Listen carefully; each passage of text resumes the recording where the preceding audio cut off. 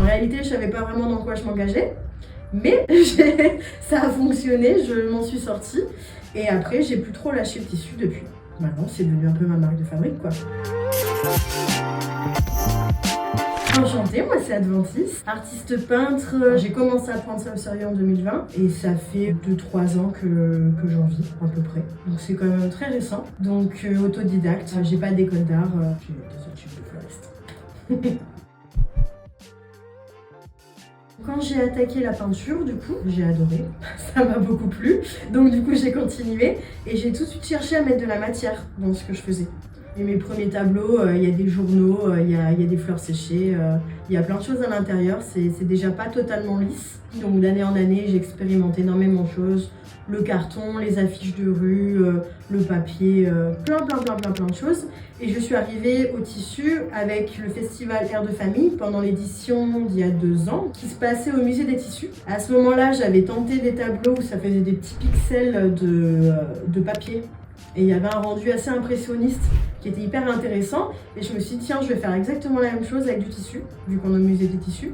Et puis sur une nana de 6 mètres de haut, parce que j'avais un espace immense, très haut de plafond, donc il fallait remplir. Je me suis dit, bon bah. Et après, j'ai plus trop lâché le tissu depuis.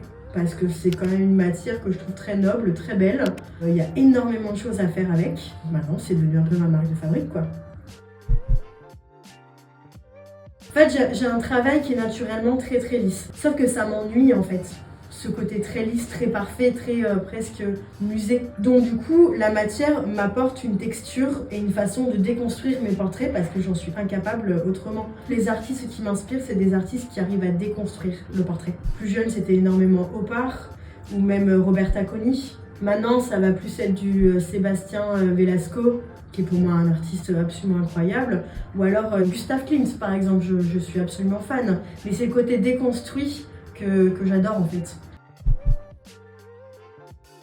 J'aime bien faire des portraits un peu en mode renaissance, avec une moue très douce et en même temps assez froide, pas forcément une émotion, pas un éclat de rire par exemple. Ça reste des mous assez neutres et avec des peaux blanches, des grandes chevelures, très renaissance italienne en fait. J'ai tendance à rajouter des fleurs pour la composition d'image. Mais au même titre que je vais rajouter des voilages, des drapés, des grandes chevelures, tout ça, c'est un peu pour habiller quand même l'espace. Après, en ce moment, c'est vrai que je peins pas mal de femmes.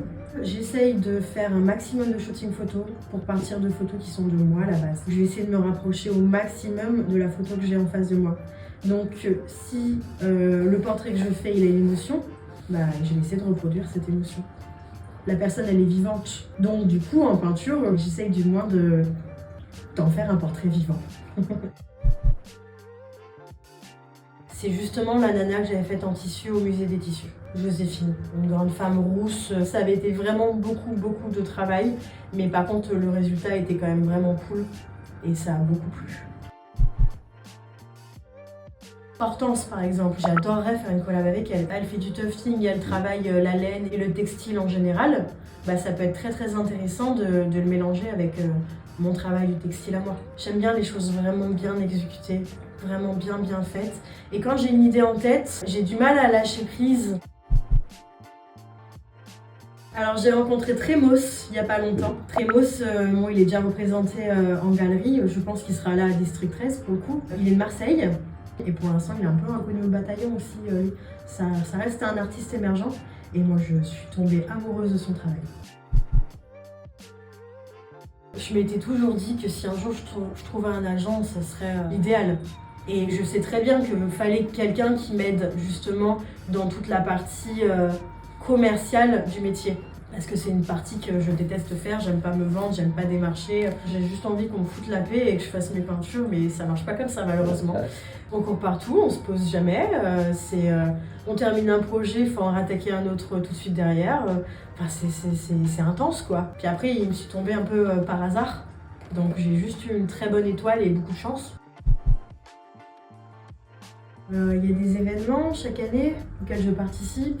Les Roches en couleur, Air de Famille que je fais toutes les années, pour l'instant j'ai fait toutes les éditions. Après sinon galerie d'art, il y a toujours le Lavomatique à Paris qui me représente et qui a de temps en temps des tableaux de moi. Souvent je produis pour les événements à venir, mais j'ai rarement du stock à proposer en galerie d'art tout le long d'une année, quoi.